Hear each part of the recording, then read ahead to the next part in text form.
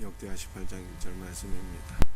여호사밧이 부귀와 영광을 크게 떨쳤고 아합 가문과 혼인함으로 인척 관계를 맺었더라.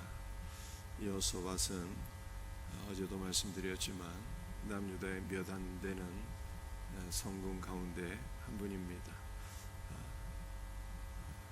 그러나 그에게 결정적인 실책이 있었으니 그것은 우상을 숭배하는 북이스라엘 왕 아합과 더불어서 사돈관계를 맺은 것입니다.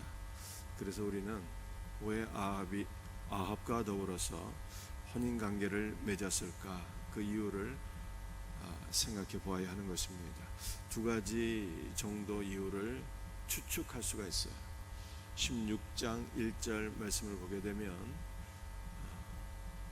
여호사밧의 아버지 아사왕 시절에, 아사왕 말기에 있었던 일입니다. 북이스라엘 왕 바사가 남유다 왕국을 침략하게 되는데, 이때 아사왕은 믿음이 연약한 상태에 있어서 하나님을 의지하지 못하고 아람 군대를 의지하여서 국난에서 간신히 벗어나게 돼요. 아버지 아사왕 시절에 북이스라엘의 침략으로 남유다가 어렵게 된 것을 여호사밧은 다 눈으로 목격했습니다. 그래서 나라의 안위를 위하여 북이스라엘 왕 아합과 화친을 맺고 나라의 안위를 도모하고자 하였을 것이다. 이것이 첫 번째 이유로 우리가 생각해 볼 수 있는 것입니다. 또 한 가지 이유를 한번 추측해 보면요, 이 여호사밧에게는 아들 여호람을 결혼시키는 일에 있어서 몇 가지 선택지가 있었을 것입니다. 먼저 이방인과의 결혼이죠. 그런데 성경은 하나님의 백성들이 이방인과 결혼하는 것을 금하고 있습니다. 따라서 이방인과 결혼하는 것은 이 선택지에서 배제가 되었을 거예요. 그러면은 다른 선택지는 어떤 것들이 있었을까요?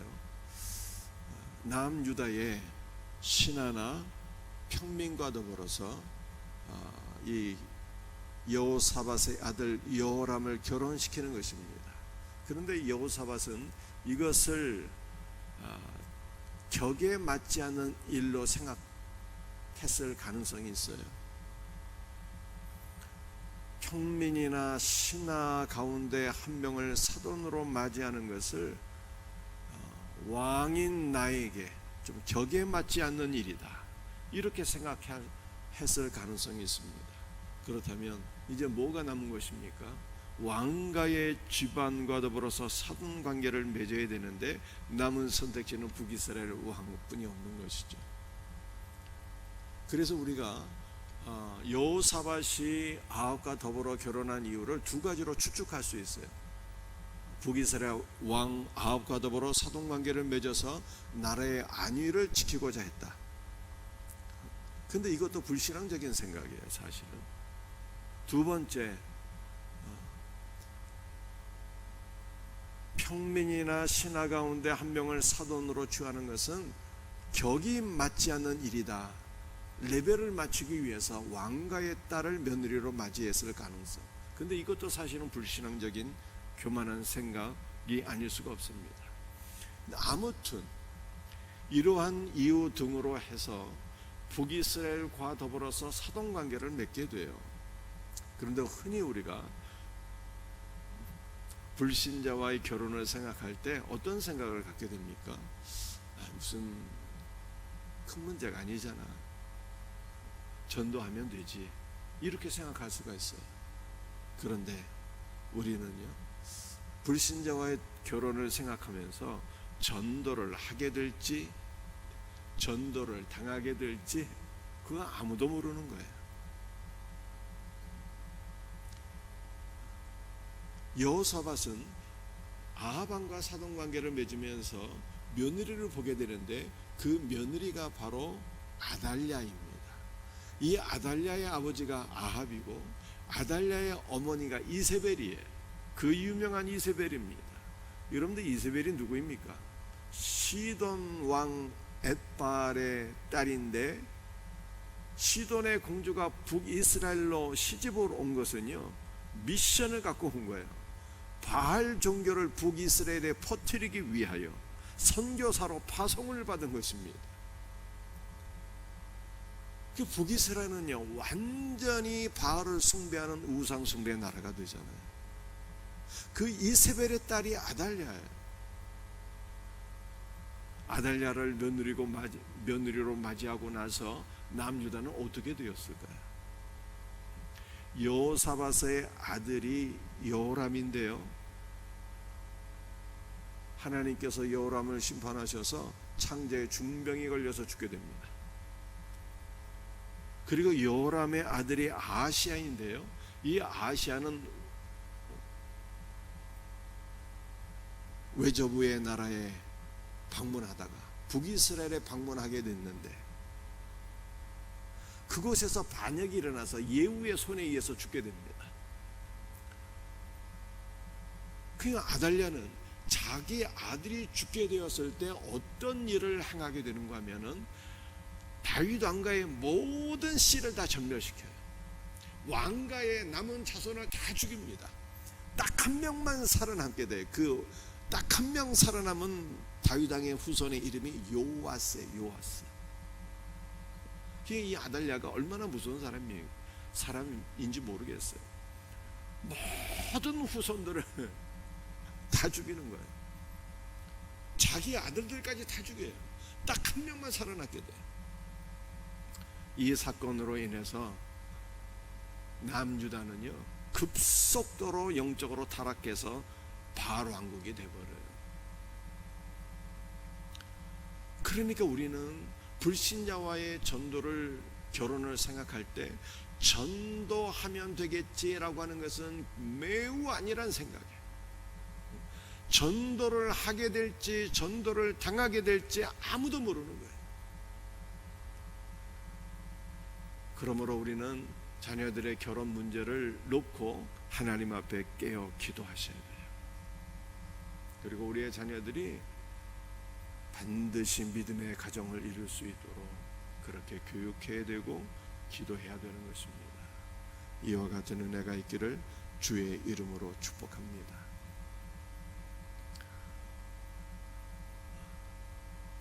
여호사밧이 사돈 집에 놀러 갔어요. 그랬더니 아합이 여호사밧을 위해서 그 양과 소를 많이 잡았습니다.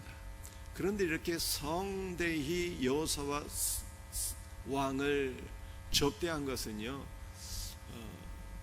한 가지 이유가 있기 때문이었습니다. 그 이유가 무엇인가 하면은 아합과 여호사밧이 연합군을 형성해서 길르앗라못을 다시 되찾아오기를 원했기 때문입니다. 여러분들, 길르앗라못은 어떤 장소일까요? 길르앗라못은 요단 동편에 있는 곳인데 하나님께서 갓지파에게 기업으로 주신 땅이에요. 뿐만 아니라 길르앗라못은 성지입니다. 6개의 도피성 가운데 하나가 길르앗라못이에요. 때문에 다윗 왕가의 후손인 여호사밧이 이 땅을 되찾아 와야 하는 것은 분명한 일입니다. 그런데 문제는요, 우상을 숭배하는 아합 왕과 더불어서 연합군을 형성하는 것은 이건 하나님의 뜻이 아닌 거예요. 연합군을 형성해서 길르앗라못을 되찾아 오게 되면 그 땅이 누구 땅이 되는 것입니까? 우상을 숭배하는 아합의 땅이 되는 거예요. 이건 하나님의 뜻이 아니었던 것입니다. 다행히 여호사밧은 믿음의 사람이라 전쟁에 출전하기 전에 하나님의 뜻을 알아보자고 제안하죠. 여기 하나님의 뜻을 우리가 알 수 있는 선지자가 있다면 그들에게 한번 물어보고 나갑시다, 이렇게 제안을 하게 됩니다. 아방이 모든 선지자들을 다 불러 모아요. 400명의 선지자들이 한결같이 아방을 축복합니다. 왕이 올라가옵소서. 하나님께서 길르앗라못을 왕에게 주실 것입니다. 이렇게 얘기하게 됩니다. 심지어 그 400명의 선지자 가운데 시드기야라고 하는 사람은요, 철로 뿔을 만들어서 왕이 이것으로 아람 사람을 찔러 다 물리치고 승리하게 될 것이라고 하는 축복의 말을 하게 되죠. 그런데 여호사밧이 여기에 하나님의 뜻을 물을 수 있는 선지자가 또 있지 않습니까? 또 다른 선지자를 찾게 돼. 그래서 마침내 하나님의 참 선지자 미가야가 와서 하나님의 말씀을 대언하게 되는데, 미가야가 21절에 이런 말을 합니다. 그가 이르되 내가 나가서 거짓말하는 영이 되어 그의 모든 선지자들의 입에 있겠나이다 하니 여호와께서 이르시되 너는 꾀겠고 또 이루리라. 나가서 그리하라 하셨은즉. 여러분, 이것이 무슨 말씀입니까? 천상에서 어전회의가 열렸다는 거예요. 많은 영들이 모이게 되었는데, 그때 한 거짓 영이 하나님께 보고하기를 내가 나가서 모든 거짓 선지자의 입에 있겠고 이 거짓 선지자들의 거짓말을 통해서 아합을 꾀어서 아합을 내가 죽이겠나이다, 이렇게 보고를 하는데 하나님께서 그것을 허용하셔요. 허용.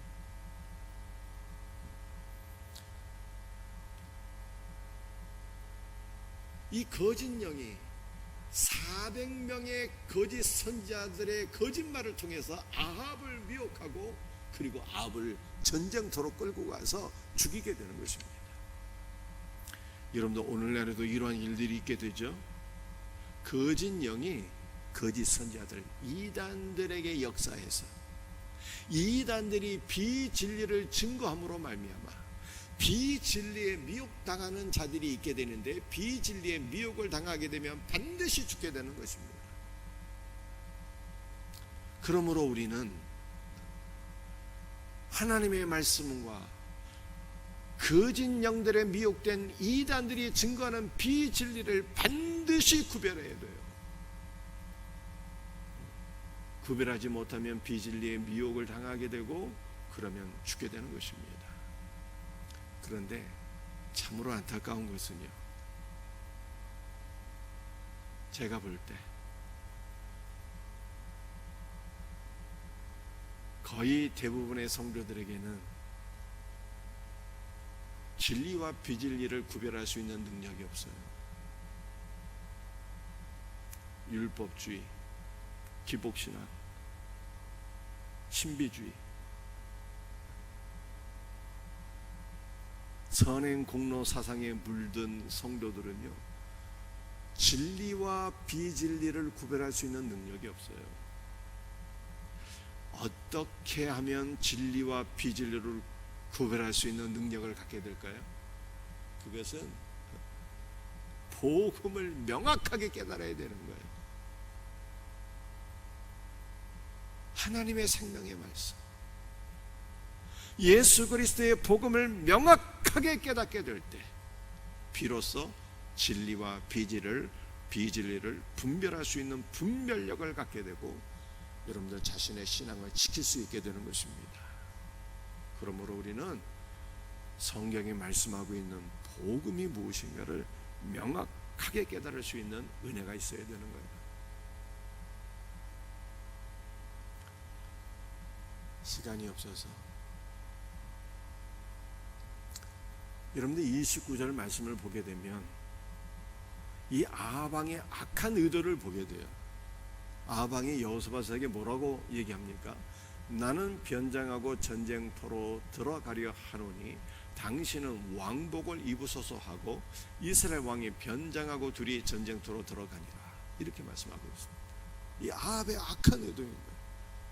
자신은 일반 군사로 변장을 하고 여호사밧만 왕복을 입고 전쟁터로 들어가게 되는 상황입니다. 그러므로 아람 군대 모든 공격이 누구에게 집중되는 것입니까? 여호사밧 왕에게 집중되는 거예요. 이 일로 인해서 여호사밧은 죽을 뻔했어요. 아합의 악한 의도를 보게 되는 거예요. 아합이 왜 여호사밧을 전쟁터로 끌고 들어갔습니까? 여호사밧을 죽이고자 하는 악한 의도가 있었다는 것입니다. 왜 죽이려고 했습니까? 여호사밧이 죽게 되면요, 남유다는요, 자신의 사위가 왕이 되는 거예요. 자신의 딸이 그 나라를 차지할 수 있다고 생각했기 때문에 여호사밧을 죽이고자 하는 악한 의도가 있었다는 것입니다. 그런데 안타까운 것은요,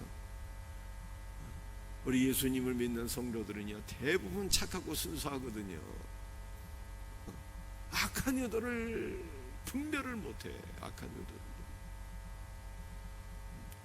죽을 뻔하게 됩니다. 하나님께서 그러나 여호사밧을 그 죽음의 위기 가운데서 건져주세요. 건져주세요. 죽을 뻔했는데 간신히 살아나게 돼요. 이게 31절 말씀이에요. 여러분들, 이 말씀을 통해서 우리가 깨닫게 됩니다. 하나님께서 구원하시기로 작정하신 자들은요, 인간의 어떤 계략이나 음모나 위협이 있을지라도 하나님께서 건져주셔요. 구원해 주십니다.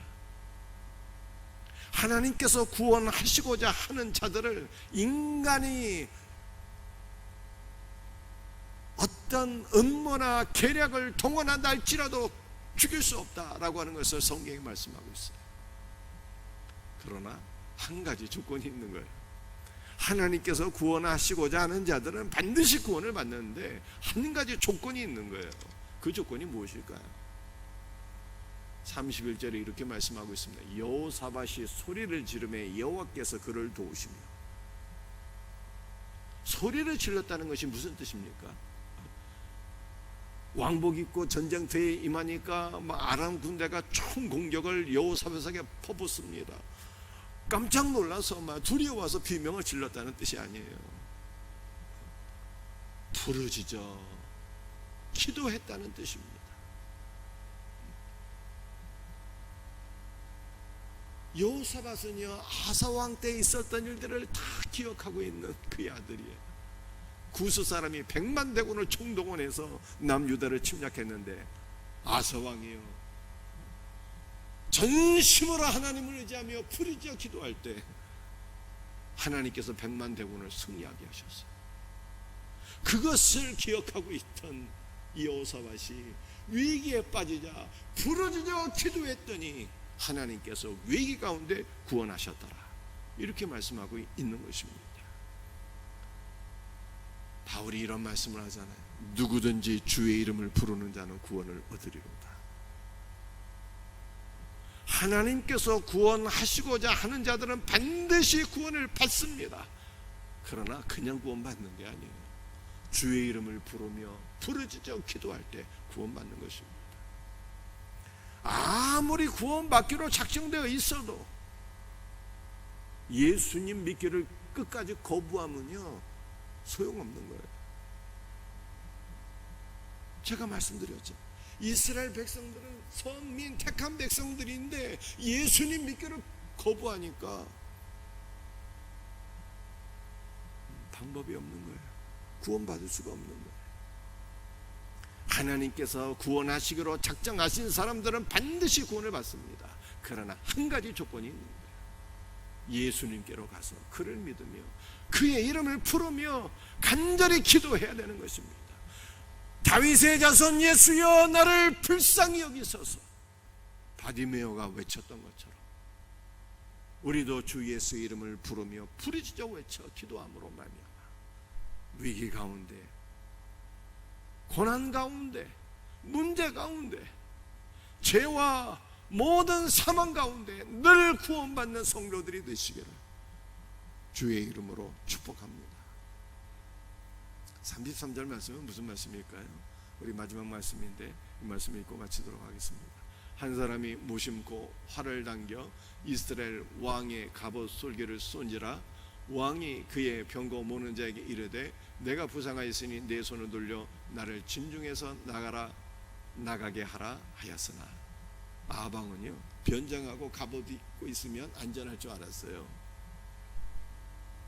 그런데 한 사람이 무심코 활을 당겨 이스라엘 왕의 갑옷 솔기라는 것은요, 이 갑옷이 철로 이렇게 연결되어 있는 것 아닙니까? 그 틈새를 정확하게 쏘았다는 거예요. 갑옷과 갑옷, 그 철과 철의 이음새, 틈새를 정확하게 쏘아서 아합이 많은 피를 흘려 죽게 되었다라고 말씀하고 있는 것입니다. 하나님께서 멸망시키기로 작정한 자는요, 인간이 어떠한 수단과 방법을 다 동원해도 소용없다는 거예요. 하나님께서 멸하기로 작정된 자는 반드시 멸망당한다 라고 하는 것을 성경이 말씀하고 있는 것입니다.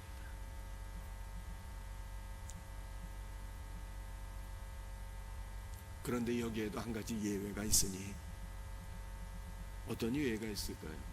여러분들, 우리는 선택받은 사람들이 아니었잖아요. 우리는 다 이방 죄인들이에요.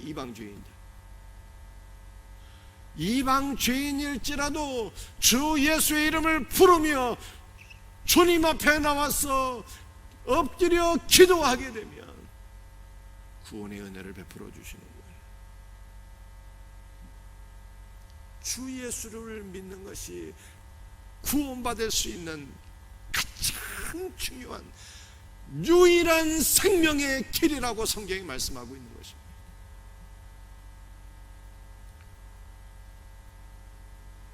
하나님께서 구원하시기로 선택하신 자들은 구원을 받는 데 한 가지 조건이 있고, 주 예수의 이름을 부르며 부르짖어 기도해야 되는 것이고, 하나님께서 멸하시기로 작정된 자들은 반드시 멸망하게 되어 있는데, 그럼에도 불구하고 주 예수의 이름을 부르면 구원받는 거예요.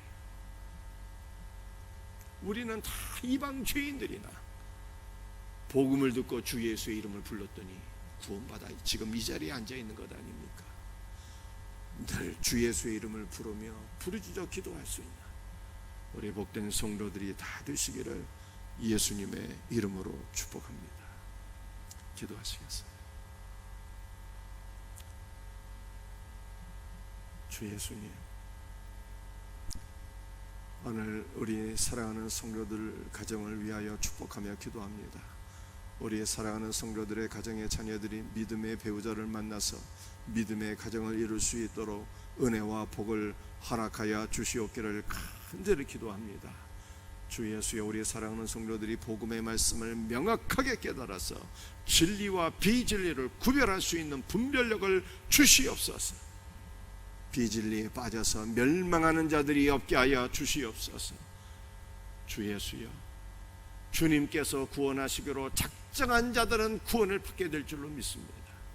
그러나 여기에도 한 가지 조건이 있으니, 주 예수의 이름을 부르며 기도하게 될 때 주님께서 모든 문제와 상황과 고난 가운데서 구원하신다고 말씀하고 있사오니, 오늘도 주 예수의 이름을 부르며 부르짖어 기도할 수 있는 우리 복된 성도들 되게 하여 주시옵소서. 모든 것 감사하오며 예수님의 이름으로 간절히 기도드리옵나이다. 아멘.